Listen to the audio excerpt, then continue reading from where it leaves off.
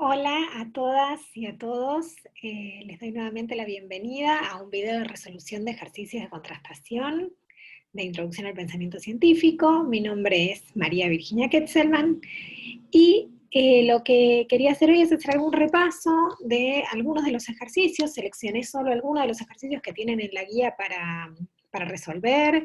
Recuerden que aparte de tener los ejercicios tienen unos archivos donde van a encontrar la resolución y que los instamos a que los resuelvan antes de mirar las respuestas.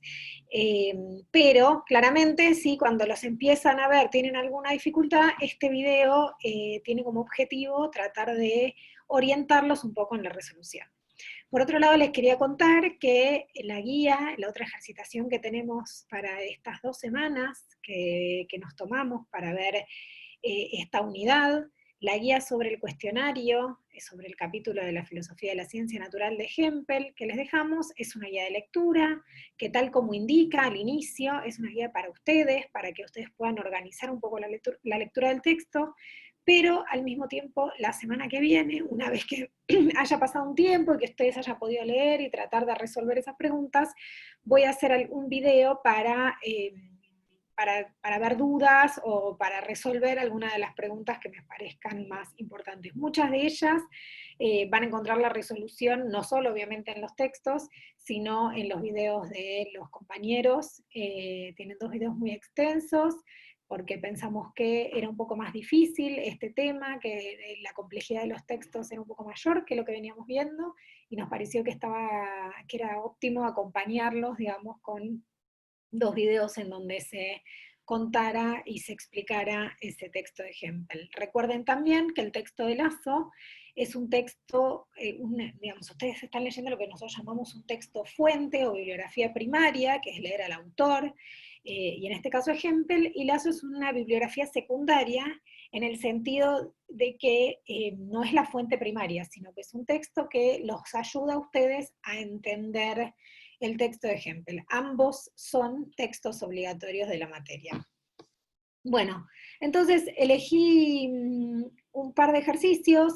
En principio lo que les quiero decir es que, bueno, la idea de los ejercicios de esta unidad es poder poner en práctica ese esquema de contrastación, ese método de contrastación que Hempel explica en la filosofía de la ciencia natural y que Lazo también explica en su texto. Entonces, una vez que ustedes saben qué significa que para poner a prueba una hipótesis fundamental o una hipótesis principal es importante derivar, inferir, deducir de ella una consecuencia observacional o implicación contrastadora, como le dice Hempel, términos que usamos de manera sinónima, y que aparte el esquema es un poco más complejo y que para poder deducir esa consecuencia observacional o implicación contrastadora, en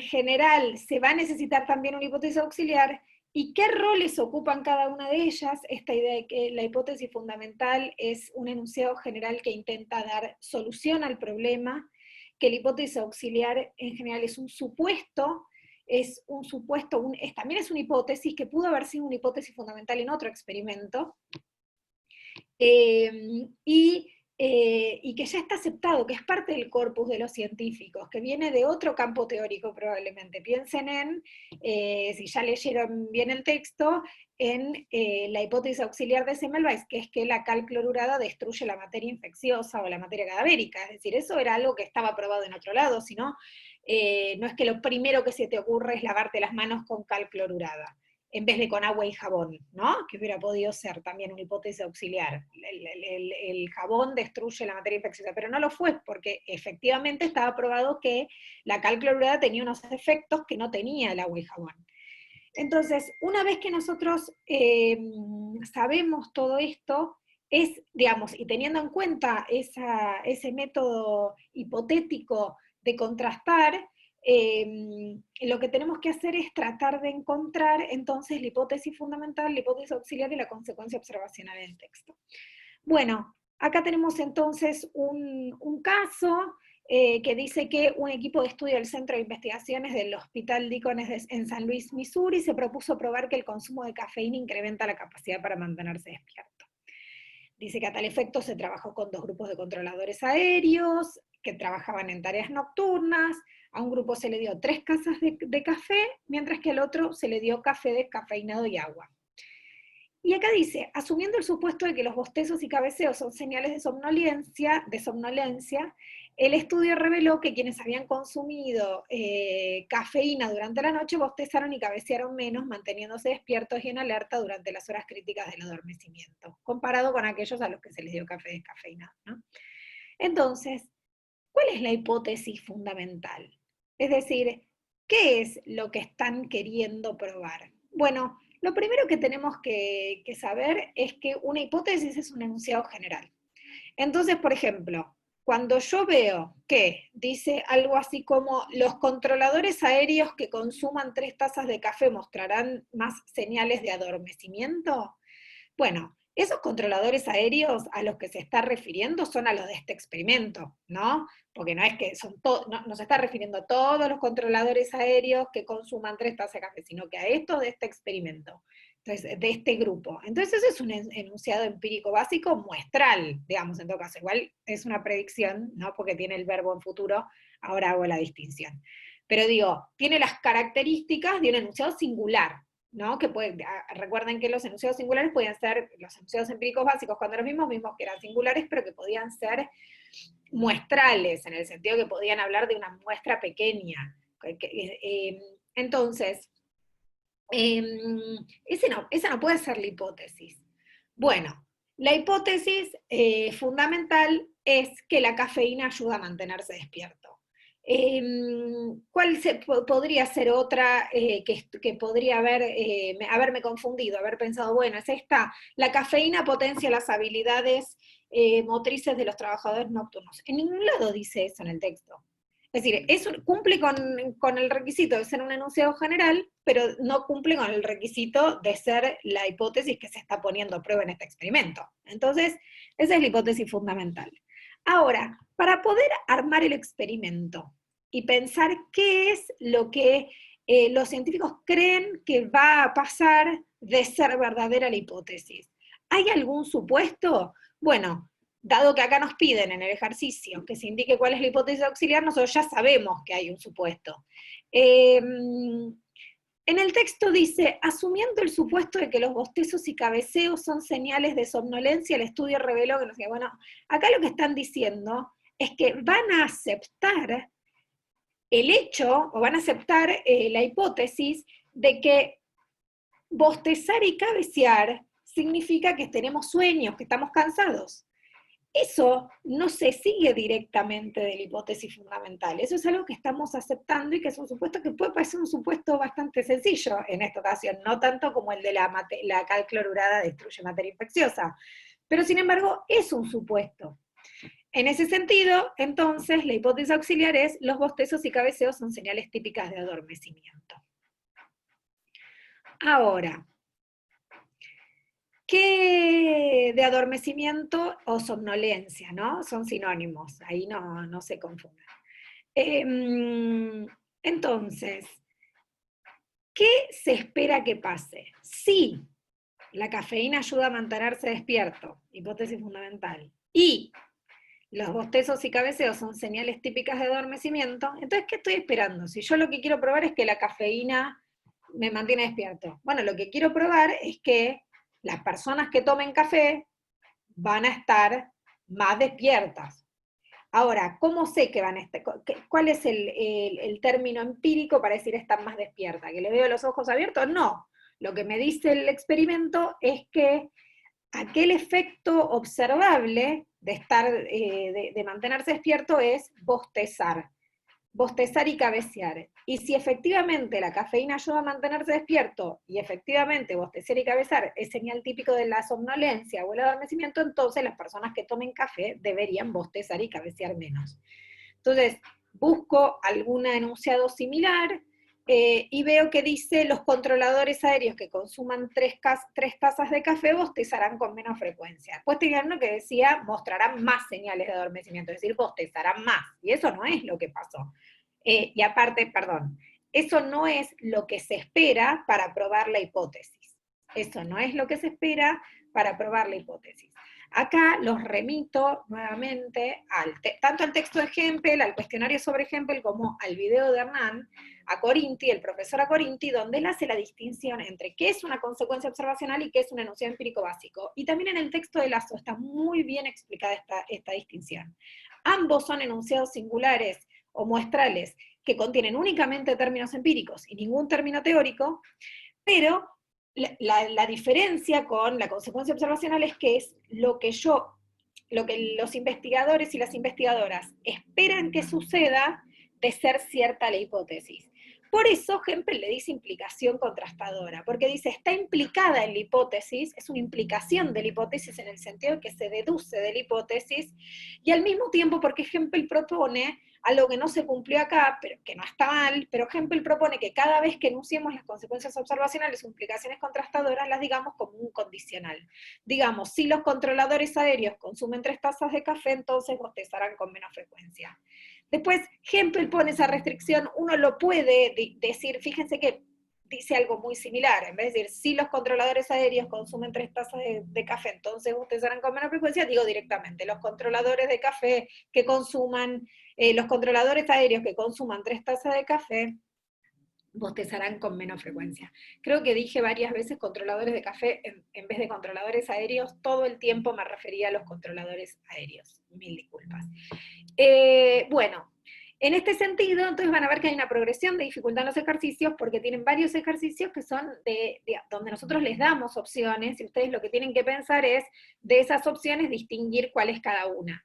Entonces, los tips que ustedes tienen que tener en cuenta es que cuando tengan que identificar una hipótesis va a tener que ser un enunciado general, y cuando quieran distinguir una consecuencia observacional o implicación contrastadora, tiene que ser un enunciado singular con términos empíricos. Ahora, no todos los enunciados singulares con términos empíricos van a ser la consecuencia observacional, porque como se fijarán, acá tenían un distractor, uno que decía lo contrario a lo que se esperaría de esa hipótesis fundamental o principal. Bueno, veamos el ejercicio que sigue. Este ejercicio no se repite, solo se hace en después van a tener más práctica de este tipo de ejercicios en la unidad que viene, de falsacionismo. Dice, según el confirmacionismo o inductivismo amplio de Hempel, ¿cómo quedó la hipótesis fundamental? Selecciona la opción correcta. Bueno, a ver, lo primero, esto ya también está dicho en varios videos y quiero que quede claro. A la corriente epistemológica de Hempel se la denomina confirmacionismo, inductivismo amplio, método hipotético deductivo en su versión inductivista. Después, cuando terminemos esta unidad, que dura 2 semanas, verán una nueva unidad que es el método hipotético deductivo en su versión falsacionista, cuyo representante es Popper. Entonces, para distinguirlo de Popper, le decimos esto, método hipotético deductivo en versión inductivista. ¿Por qué se llama inductivismo amplio, confirmacionismo, método hipotético deductivo en su función inductivista? Porque Hempel le da una función a la inducción en el método de contrastación. ¿Y cuál era la función que les daba? Lo que decía Hempel, bueno, eso ahora lo vemos en la próxima imagen porque es la justificación de esta. Entonces, ¿cuál es la palabra técnica? Esto es una cuestión de términos técnicos. Ustedes también tienen una infografía. Refutada es que se probó que la hipótesis era falsa. Bueno, en este caso, el experimento que nosotros vimos decía que efectivamente era lo que pasaba. Es decir, que la hipótesis se puso a prueba y que efectivamente resultó favorable, digamos que las consecuencias observacionales resultaron favorables. Entonces, no se probó que era falsa la hipótesis, porque para ello las consecuencias observacionales tendrían que haber sido desfavorables. Verificada. Verificada es establecer concluyentemente la verdad en la hipótesis. Y esto no lo va a aceptar ni Hempel ni Popper. ¿Por qué? Por la simetría verificación-refutación. Porque si nosotros, cuando hacemos el método de contrastación, lo que usamos es una falacia de afirmación del consecuente. Y ustedes ya saben que la falacia de afirmación del consecuente lo que permite, no permite inferir con verdad una conclusión a pesar de que las premisas puedan ser verdaderas. Entonces, ni Hempel ni el autor que van a ver la semana que viene aceptarían que las hipótesis se vieran verificadas, porque todos se dan cuenta que hay una falacia de afirmación del consecuente. Corroborada. Corroborada es un término técnico que vamos a reservar para Popper. Cuando ustedes leen a Hempel, en algún lugar del texto de Hempel, Hempel dice confirmada o corroborada, pero después da muchos indicios que las hipótesis que tienen consecuencias observacionales favorables reciben confirmación, y entonces dice, a veces usa el término corroborado, pero el que más usa es confirmar. ¿Y por qué nosotros no queremos usar corroborada para Hempel? Porque es un término técnico de Popper, que van a definir la clase que viene con la profesora Roche, que va a ser el video de Popper, y aparte van a seguir con el texto de Lazo, donde también está muy explicado. Es un concepto negativo, que significa que la hipótesis no fue refutada hasta el momento. Pero yo no me voy a meter con eso, lo van a ver la semana que viene. El término, efectivamente, usa Hempel, es confirmada. Confirmada. Ahora les digo por qué. Válida, ven esa opción y la tachan, porque válidos son los razonamientos. Una hipótesis no puede quedar válida, ¿no? Es decir, no se aplica a este ejercicio. Entonces, la pregunta que se hace posteriormente, el 3C, dice, bueno, ¿por qué? ¿Por qué quedó confirmada? Ustedes eligen confirmada. ¿Por qué? Entonces tienen que leer las opciones, porque tras la contrastación con resultado favorable, ¿qué quiere decir una contrastación con resultado favorable? Que la consecuencia observacional resultó ser verdadera, que fue aceptada, que cuando yo quise probar, en el caso Semmelweis, por ejemplo, que la fiebre puerperal es causada por el contacto con materia infecciosa o cadavérica, e hice una consecuencia observacional, es decir, si los médicos se lavan las manos con una mezcla de cal clorurada, decrecerá el número de muertes. Bueno, pasó que se lavaron las manos y decreció el número de muertes. Eso es decir que la consecuencia observacional fue verdadera, resultó ser verdadera. Entonces dice, la hipótesis de la cual fue derivada aumenta su probabilidad. La segunda opción es, tras la contrastación con resultado favorable, la hipótesis se acepta como verdadera de manera definitiva. Esa no puede ser, porque eso es verificar. Y dijimos que verificar no se puede por la simetría verificación-refutación. Tras la contrastación con resultado favorable, la hipótesis de la cual se derivó debe ser descartada. Bueno, esto sería una justificación correcta si la hipótesis hubiera sido refutada, pero no es el caso de nuestro experimento. Y por último, tras la contrastación con resultado favorable, se puede afirmar que la hipótesis es aceptada provisoriamente. Eso no es específicamente lo que dice Hempel. Hempel lo que dice es que la hipótesis aumenta su probabilidad. Dice que efectivamente, digamos, nosotros pusimos como respuesta que efectivamente el confirmacionismo de Hempel sostiene que si las consecuencias observacionales se verifican, ¿por qué uso se verifican? Porque se prueba que son verdaderas. Ahí sí, no hay problema. La hipótesis de la que se deducen debe considerarse confirmada. ¿Qué quiere decir confirmada? Que se le puede asignar un grado de probabilidad a partir de las confirmaciones favorables. Es decir, recibe apoyo inductivo. Es un método hipotético deductivo en su versión inductivista porque permite Hempel hay una parte de inductivismo en su método, y es que cuantas más confirmaciones tengamos de las consecuencias observacionales, cuantas más verificaciones, tengamos de las consecuencias observacionales, aumenta el apoyo de manera inductiva hacia la hipótesis. Es decir, fíjense, ahí hay un razonamiento inductivo. Hice el experimento, me dio bien. Hice el experimento, me dio bien. Hice el experimento, me dio bien. Entonces, eso aumenta el apoyo a la hipótesis. El apoyo, entonces, es inductivo. Y es inductivo. Se van enumerando distintos casos. Esto queda muy claro en el texto de Lazo. Les recomiendo que lo lean. Bueno, por último, acá es un poquito más difícil. ¿Por qué digo que es más difícil? Porque en principio acá no tienen opciones. Entonces, los primeros casos, ustedes podían pensar un poco en función de las opciones que se brindaban. Acá tienen que pensarlo a partir del caso. Entonces, leen tranquilos el caso y veamos qué pasa. Tienen más de una pregunta acá. Bueno, en principio, elegí este porque tiene hipótesis rivales. Van a ver que tienen distintos ejercicios y algunos hay hipótesis rivales y en algunos no. ¿Qué quiere decir que hay hipótesis rivales? Que ante un mismo problema hay dos respuestas distintas. Entonces, si hay dos respuestas distintas o dos intentos de responder un problema de manera diferente, cada una va a tener sus implicaciones contrastadoras propias o sus consecuencias observacionales propias. Entonces, ¿cuál es el problema? ¿Qué es lo que se quiere responder? aquí lo que se quiere responder, bueno, copié todo la respuesta, es qué causa o qué produce, qué causa que se produzcan los microorganismos que aparecen cuando, o que acompañan la carne podrida, la putrefacción de la carne. Entonces el caso decía que había dos opciones. Acá tenemos las hipótesis. Los microorganismos se generan espontáneamente, los microorganismos se producen por contacto con el aire. Fíjense en el caso. Antes de Pasteur se creía que los microorganismos que acompañaban la putrefacción de las sustancias orgánicas se generaban espontáneamente. Por el contrario, Pasteur sostuvo que se producen por contacto con el aire. Entonces ahí tenemos, ¿qué es lo que causa esos microorganismos que acompañan la putrefacción de sustancias orgánicas, como por ejemplo la carne? Pasteur dice, esos microorganismos están causados por el contacto con el aire, y antes de él lo que decían es, se generaban espontáneamente, es decir, yo dejo una sustancia orgánica y salen, aparecen, de la nada. ¿Está bien? Eso significa la generación espontánea. Entonces, ¿qué quiere decir? Que si yo tengo hipótesis rivales voy a tener que tener consecuencias observacionales que se deducen de cada hipótesis rival. Y si las consecuencias observacionales o las implicaciones contrastadoras son lo que se deduce de la hipótesis, no se puede deducir exactamente lo mismo si las hipótesis son distintas. Entonces, ¿qué es lo que tengo que poner en esta consecuencia observacional? Bueno, lo que tengo que poner en esta consecuencia observacional o implicación contrastadora, perdón, es aquella información que me dé el experimento.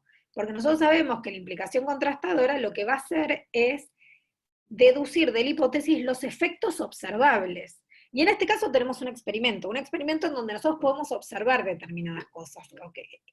¿Cuál es el experimento? Colocar carne en un frasco esterilizado y tapado y otro en uno abierto. Entonces dice, en el abierto le va a dar aire.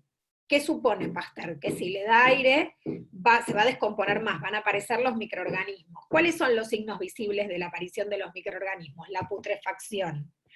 Y en el frasco cerrado, el que espera y que se descomponga más lentamente, porque él cree que es por contacto con el aire, mientras que aquellos que consideran que los microorganismos que acompañan la putrefacción de la carne se generan espontáneamente, considerarían que en ambos frascos la sustancia orgánica, en este caso el trozo de carne, se debería descomponer a la misma velocidad. Porque si es por generación espontánea, aparecen de la nada. Entonces aparecen de la nada en el frasco cerrado, aparecen de la nada en el frasco abierto. No hay nada que me haga pensar que tendría que descomponerse más rápido una de la otra. Entonces, aquellos que consideran que los microorganismos se generan espontáneamente deberían considerar como implicación contrastadora es que si coloco dos trozos de carne, uno en un frasco cerrado y esterilizado y otro en abierto, la carne se descompondrá al mismo tiempo. Mientras que la hipótesis de Pasteur, los microorganismos se producen por contacto con el aire, debería tener como implicación contrastadora es que si coloco los dos trozos de carne, uno esterilizado y cerrado y el otro abierto, entonces la carne del frasco tapado deberá conservarse por más tiempo o se descompondrá más lentamente. Cualquiera de las dos opciones es correcta. No se preocupen si la primera vez que lo hacen estos ejercicios donde ustedes solos tienen que pensar las consecuencias observacionales, las hipótesis y demás, les cuestan un poco más o no les salen específicamente igual. Como ya han visto, han leído en Hempel, en Lazo y han visto en los videos, cuando ustedes enuncian una consecuencia observacional, todos los términos que aparezcan tienen que ser términos empíricos, es decir, no hubiera estado bien decir, por ejemplo, si se colocan dos trozos de carne en un frasco esterilizado y otro tapado, aparecerán los microorganismos. Eso está mal. Si alguno pensó esa opción, iba en buen camino, pero está mal. ¿Por qué? Porque no puede aparecer un término teórico. Es decir, porque para probar las hipótesis, que no se pueden contrastar directamente por dos motivos. Una, porque son generales, y uno no puede mirar todo aquello sobre lo que habla una hipótesis general, y por otro lado, cuando contienen términos teóricos, tampoco se puede hacer directamente. Entonces, siempre las consecuencias observacionales tienen que ser enunciados singulares con términos empíricos que se deducen de la hipótesis que yo quiero probar. Así que si pusieron esto, se verán o aparecerán los microorganismos, iban en buen camino, pero no era correcta. Tienen que decir solo los efectos visibles. En general, esos efectos visibles, ustedes ya los tienen en el experimento que les cuenta qué es lo que hicieron. ¿Por qué lo pusimos en futuro? Cuando en el texto ustedes dice, para corroborar colocó un trozo de carne y le pasó tal cosa, es decir, nos cuenta un experimento pasado. ¿Por qué cuando dije la implicación contrastadora la dije con el verbo futuro? Porque las implicaciones contrastadoras son las predicciones que yo hago a partir de hipótesis. Ahora, ¿por qué está en pasado el experimento? Porque ya pasó. Entonces nosotros tampoco vamos a digamos, cambiar el experimento de manera tal de hacer como si no hubiera sucedido. ¿Qué era? Pero ¿qué tenemos que hacer? La implicación contrastadora es lo que pensó Pasteur. Dijo, bueno, si los microorganismos se producen por contacto con el aire, entonces si agarro otro trozo de carne, tapo uno y el otro lo dejo abierto, uno se descompondrá más rápido que el otro. ¿Está bien? La otra pregunta, ustedes lo tienen en pasado porque el experimento ya pasó, pero ¿qué diría Hempel? ¿Cómo quedó la hipótesis? Confirmada. ¿Cómo quedó la hipótesis de que los microorganismos se generan espontáneamente? Refutada. Y cómo es el esquema de contrastación, el modus tollens. Esto no está en las preguntas de ejercitación, pero sí en las preguntas de los textos. Bueno, entonces nuevamente les digo, recuerden que tienen 2 semanas para esta unidad, es decir, tienen mucho más textos de los que venían teniendo, pero también, por eso les pusimos en doble de tiempo, utilicen los foros para hacer todas las preguntas que les surjan en la lectura, en la resolución de los ejercicios, y en una semana nos vemos con un video sobre el cuestionario de Hempel. Mucha suerte.